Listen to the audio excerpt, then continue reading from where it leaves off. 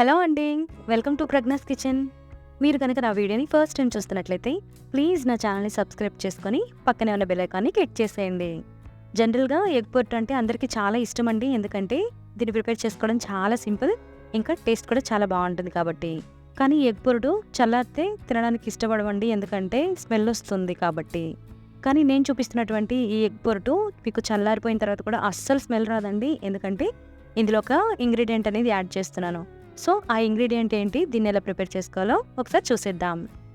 ముందుగా దీనికోసం మనం ఒక మసాలా పేస్ట్ని ప్రిపేర్ చేసుకోవాలండి. దానికోసం ఒక అంగుళం అల్లం ముక్క, 5 వెల్లుల్లి గర్భాలు, 2 దాల్చిన చెక్క ముక్కలు, 3 లవంగాలు, ఒక ఇలాచి, వీటన్నిటిని కూడా ఒక రోల్లోకి వేసుకోవాలి. మీ దగ్గర మిక్సీ పట్టుకునే ఛాన్స్ ఉంటే మిక్సీ పట్టుకోండి, ఎందుకంటే తక్కువ ఇంగ్రీడియంట్స్ కాబట్టి ఇవి మిక్సీలో పడవు. సో ఇలా మెత్తగా చేసుకున్న తర్వాత దీన్ని ఒక బౌల్లోకి వేసుకుందాము. అలాగే నేను ఇక్కడ ఒక ఇంగ్రీడియంట్ అని చెప్పాను కదండి, అదే శనగపిండి. ఇక్కడ నేను 1 టేబుల్ స్పూన్ తీసుకున్నానండి. ఈ శనగపిండి వేసుకోవడం వల్ల మీకు ఎగ్ పొట్టు అనేది అస్సలు స్మెల్ రాదండి. మీరు ఒకసారి ట్రై చేయండి, ఇది మీకు ఖచ్చితంగా వర్కౌట్ అవుతుంది. ఇలాగ శనగపిండి వేసుకున్నాక ఇందులోకి 1/2 టీ స్పూన్ పసుపు కూడా వేసుకోండి. అలాగే రుచికి సరిపడినంత ఉప్పు. ఇప్పుడు ఎగ్స్ డైరెక్ట్గా దీంట్లో వేసుకోకుండా ఇందులోకి కొద్దిగా వాటర్ పోసుకుందామండి.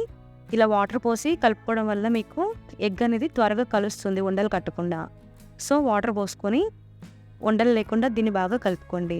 ఈ కన్సిస్టెన్సీ అనేది మరీ గట్టిగా ఉండకూడదు, అలాగే మరీ పలుచగా కూడా ఉండకూడదండి, మీడియంగా ఉండాలి. గట్టిగా ఉన్నట్లయితే కనుక కొద్దిగా వాటర్ పోసుకొని ఈ కన్సిస్టెన్సీ వచ్చేలాగా కలుపుకోవాలి. ఇప్పుడు నేను ఇందులోకి 4 ఎగ్స్ తీసుకుంటున్నానండి. మీరు ఎగ్స్ క్వాంటిటీ పెంచుకున్నట్లయితే కనుక శనగపిండి అలాగే మసాలా పేస్ట్ కూడా దానికి తగ్గట్టుగా అడ్జస్ట్ చేసుకోండి. ఎగ్స్ అన్నీ కూడా ఇందులోకి కొట్టుకున్న తర్వాత ఈ శనగపిండి మిశ్రమం అలాగే ఎగ్స్ అన్నీ కూడా బాగా కలిసేలాగా ఇలాగ ఫోర్క్తో కలుపుకోండి. ఫోర్క్తో అయితే కనుక మీకు చాలా త్వరగా ఈజీగా కలిసిపోతుందండి. ఇది మొత్తం చక్కగా కలిసిపోయిన తర్వాత స్టవ్ మీద ఒక ప్యాన్ పెట్టుకొని 2 టేబుల్ స్పూన్ల ఆయిల్ వేసుకోండి. ఈ ఆయిల్ హీట్ అయిన తర్వాత మనం ప్రిపేర్ చేసి పెట్టుకున్న ఎగ్ మిశ్రమాన్ని ఇందులోకి వేసుకుందాము. ఇప్పుడు మంటని హై ఫ్లేమ్లో పెట్టుకోండి.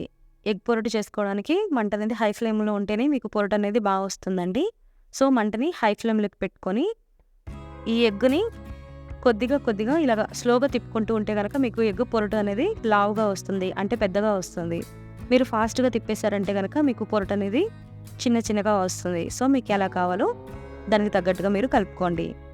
ఈ విధంగా తిప్పుకుంటూ ఉండాలి. ఎగ్ మొత్తం కూడా చక్కగా ఫ్రై అయ్యేంత వరకు ఇలాగా మంటని హై ఫ్లేమ్లో పెట్టుకొని తిప్పుకుంటూ ఉండండి.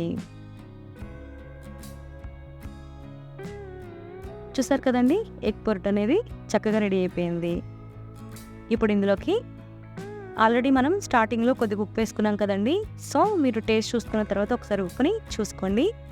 నేను ఇక్కడ 1 టేబుల్ స్పూన్ కారం, కొద్దిగా సాల్ట్, అలాగే 1/2 టీ స్పూన్ గరం మసాలా, అలాగే కొద్దిగా కొత్తిమీర, 2 రెమ్మల కరివేపాకు వేసుకొని దీన్ని బాగా కలుపుకోవాలి.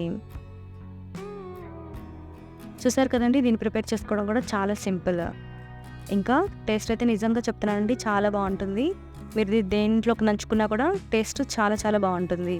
ఇది చపాతీలోకి, రైస్లోకి, అన్నిటిలోకి చాలా బాగుంటుందండి. డెఫినెట్గా ఒకసారి మీరు ట్రై చేయండి.